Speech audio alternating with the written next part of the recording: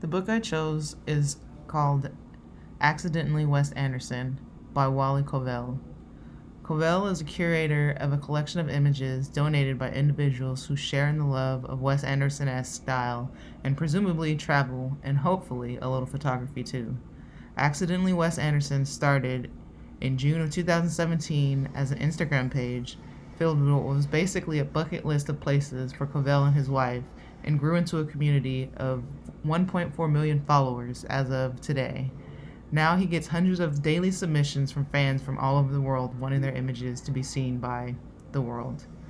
Accidentally Wes Anderson has grown so big that it even now has its own dedicated webpage, and now this book, with the director himself even taking notice to the point where he has authorized this book and wrote the foreword to it, writing, and I quote, "I now understand what it means to be accidentally myself. Thank you. I am still confused what it means to be deliberately me, if that is even what I am, but that is not important," end quote. Each image is accompanied by the location, the date, and a story, brief history of what that location is, what it was, and how it got there. This last bit about giving some context to the image is what really puts this book and some of the images over the top for me, like the image of the coca, milk, and sugar. The added information that each one of the silos contains 100,000 pounds of each one of the names on there, it makes you want to stop and actually look at that image again to be like, so that's what 100,000 pounds of sugar or milk or coca looks like.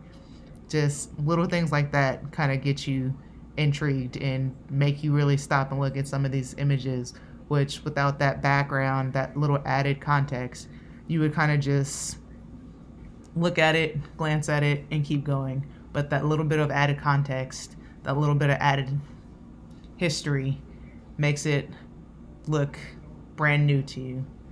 The overall image quality, I feel like, is relatively good, given that I would guess that a good deal of these are probably taken with cell phone cameras while, on vacation, this, that, and the third.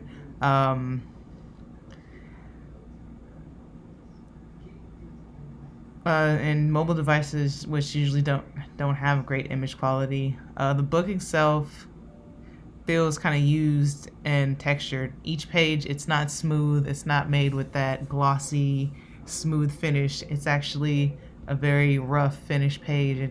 The pages are actually matted, which I think works well for this kind of book because it's an adventure book.